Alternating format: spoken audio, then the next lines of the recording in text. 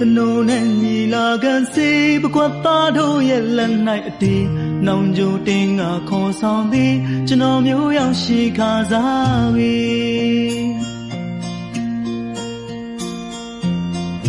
မန်တော်စကားကိုဆိုပါမည်မျက်နှာဆွဲလန်းမိခဲ့သည်ဘရင်မသိရင်သေးပါမည်တမှုလေးမငြင်းလို့တော့ပြီ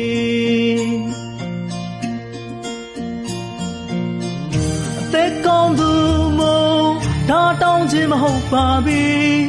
ရှင်မောက်တော်ကိုဒူထောက်ရောက်ရှိပါပြီချစ်တဲ့ပန်ထရာဘရင်မရဲ့အမိန်တော်သည်